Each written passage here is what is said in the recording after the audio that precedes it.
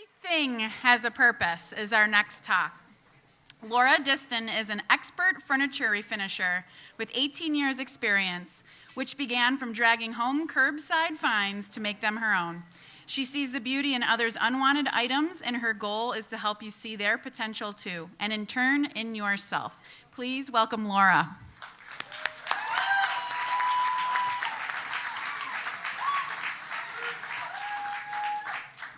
Okay, I wasn't sure if this was going to be, I need to lower this a little bit. I'm small. Sure, let's do this. I think karaoke would actually be better right now. So they asked me to tell my story today. And my story, probably doesn't start out much different than yours. Most of you probably have a photo like this in your photo albums at home. So I'm an ordinary girl. I started out about 22 years ago. I had a career as a paralegal and didn't have a whole lot of money. We all know that the most popular paralegal is Aaron Brockovich. That's not really what that's like. In my early 20s, I didn't have a lot of money, even though I had a really good job. And so I found a house that was good enough for me, and I started out doing DIY projects in my home, and people started asking me to help them do theirs. And so I started dragging home curbside finds and transforming furniture, and what normally would have gone to a landfill ended up coming into my home and making it unique and making it mine. Well, then I started a family, and I suddenly, after a very successful 18-year legal career, found myself at home with a baby that couldn't talk. And then I discovered the world of blogging, and I started a blog. I discovered that there were women out there doing exactly what I was doing, sharing their before and afters and their home transformations. And so I started sharing those stories, and people started listening. And one of the things that I loved, obviously, doing was making things very unique. And it's something that I really enjoy.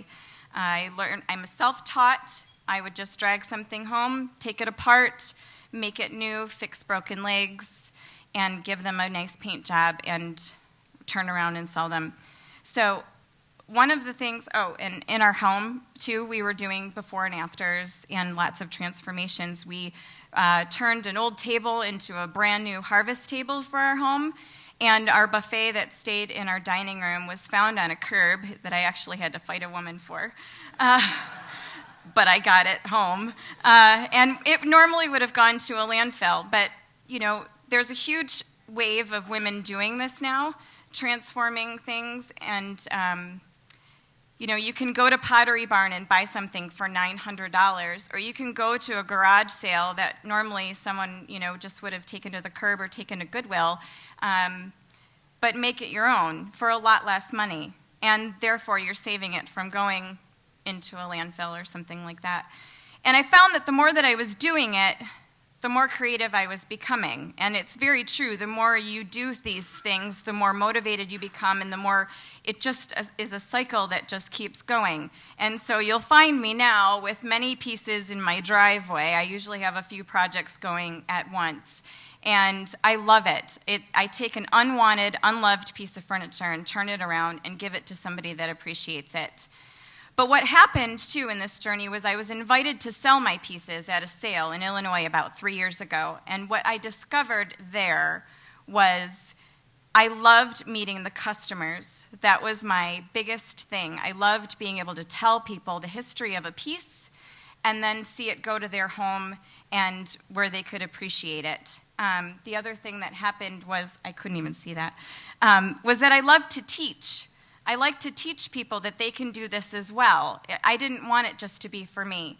So last year we opened our first space in Sun Prairie, and now it's a place where I get to teach other people to do the same thing. So now I'm not just doing it myself, it's that teaching me on to fish mentality. And so we created this chalkboard, which is a nice parallel for any situation in life. Have no fear, trust your instincts. Every expert was once a beginner. And now I get to share that journey with other people. And so they're coming to me to learn how to refinish furniture and make them their own. And it's really been an amazing process.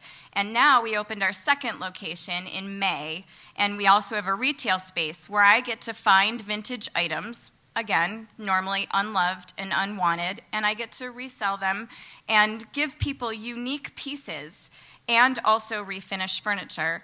And I may not be changing the world, and I may not be finding a cure for cancer, but I'm doing what I can with what I have where I'm at. And I encourage you to do the same thing, and don't be worried about failing, whatever it is.